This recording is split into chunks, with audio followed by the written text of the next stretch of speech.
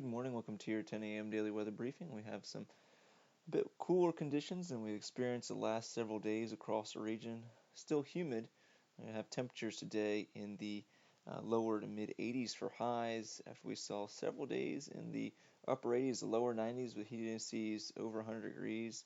We're going to see those heat indices well below 100 today as we have a cold front that's going to be stalling out just off the coast for the next few days and giving us some unsettled conditions for especially Friday and Saturday as it appears now. Today we'll have a chance of some rainfall and a chance of an isolated thunderstorm, especially since we move into the afternoon hours.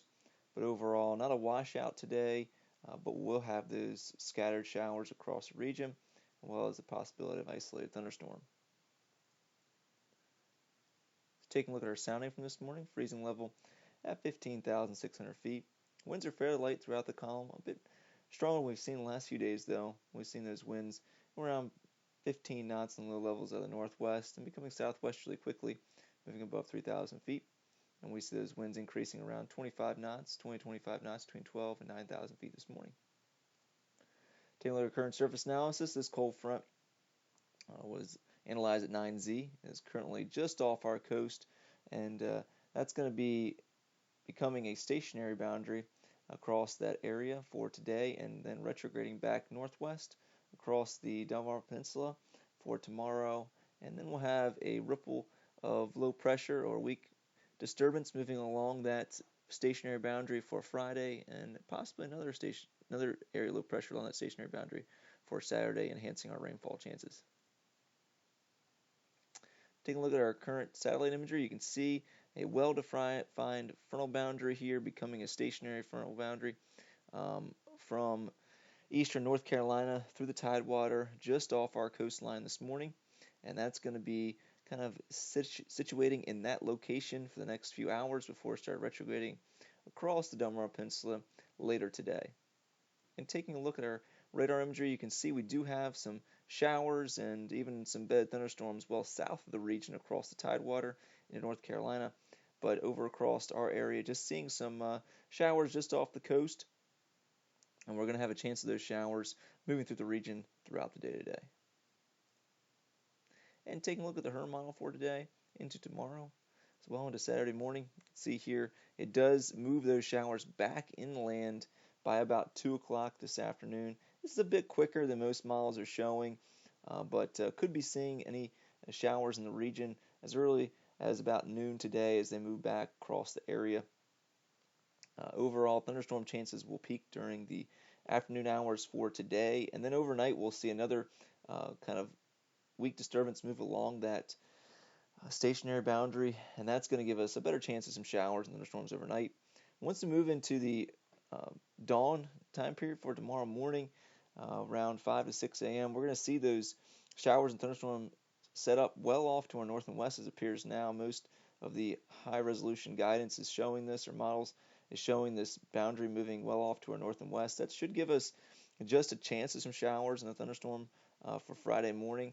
Once we move into Friday afternoon, though, we'll see more instability increase across the region, that boundary in the region as well, and that's going to give us a chance of some showers and thunderstorms, a fairly good chance on Friday. We move into Saturday. Looks like we're going to continue to see showers and thunderstorms across the region, and it looks like most of the model guidance is showing a good chance of some showers and thunderstorms Friday night into Saturday morning.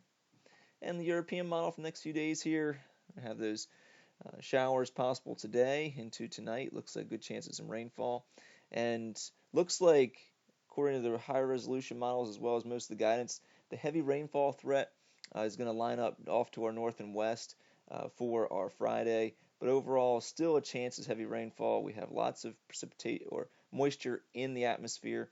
We have a stationary boundary across the region, so could be seeing some locations with some very heavy rainfall, possibly seeing some localized flooding in those locations.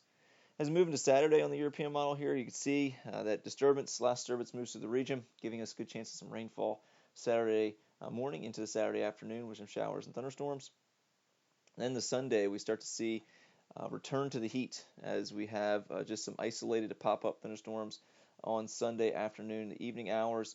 But the big headline for the second half of the weekend into early next week, it is going to be hot possibly hotter than this past week across the region, as we have a good setup with a Bermuda high off the coast, some weak boundaries trying to move through the region, but they won't give us much relief from any of this heat. We'll just have lots of warm air moving in the region, and we could be seeing multiple days in the mid 90s across the region. Some locations inland could see some upper 90s on Tuesday and Wednesday, as that looks like the peak of the heat as of right now.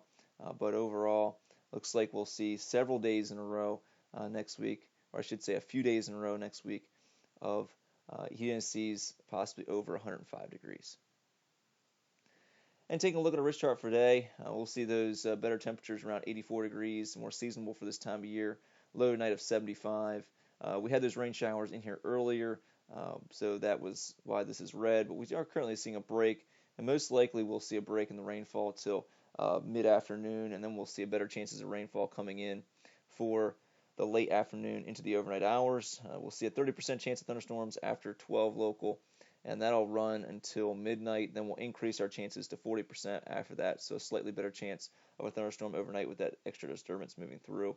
Slight chance we see some lower ceilings as well, or reduced visibilities, with the thunderstorms moving through overnight. Our winds in general today will be fairly light, variable less than 5 knots for the early afternoon hours, becoming more southerly once that front kind of retrogrades back through the region, and then south at 7-12 knots by tomorrow morning. Our terminal forecast for today, we'll see in general some lower ceilings across the region this morning, and then we should see those ceilings start to rise a little bit this afternoon up to 4,000 feet, but we will have those chances of showers, thunderstorms in the region. If we do have a shower or thunderstorm overhead, we'll see reduced visibilities and lower ceilings. And that'll be the case for the overnight hours, with a better chance of seeing some lower clouds in the region. Tomorrow morning, we'll have mostly cloudy skies, some showers in the vicinity. As I mentioned, looks like that frontal boundary should move fairly far off to the north and west by Friday morning, so could be seeing a break in that rainfall tomorrow morning before we see some more pop-up showers and thunderstorms during the late morning and the afternoon hours. Tides will continue to run normal, and Friday into Saturday looks like unsettled conditions, orange for our precipitation and lightning for all 3 time periods here. We'll have slightly breezy winds on Friday with mostly cloudy skies, good chance of some showers and thunderstorms. High of 84. Friday night, mostly cloudy, overcast, good chance of showers and thunderstorms, low of 75. And for Saturday, mostly cloudy with a good chance of showers and thunderstorms, a high of 84 degrees. So kind of a repeat of each of these time frames here, with just chances of showers and thunderstorms, and temperatures about seasonable for this time of year, other than the overnight low being a bit above average. And taking a look at the next 7 days, we're going to have those temperatures around 84 degrees the next 3 days for highs, and then we'll have the heat and humidity build back in Sunday, Monday, Tuesday, and Wednesday. Temperatures in the lower to mid-90s across the region. We'll have a fairly good southwesterly component in the wind. That's going to allow temperatures at Wallops to really rise into the mid-90s for Tuesday and Wednesday. As I mentioned, we'll have a good amount of humidity as well, so it looks like those heat indices will be high for Tuesday and Wednesday, Monday, Tuesday, and Wednesday, possibly over or approaching 105 degrees. So it looks like another hot week before it looks like the weather pattern could start to cool off once we have a cold front come through late next week, and possibly seeing a relief from the heat for a few days. Well, that's going to complete our 10 a.m. daily weather briefing. I hope everybody has a great day today. We're back tomorrow morning, 8:15, 10 a.m.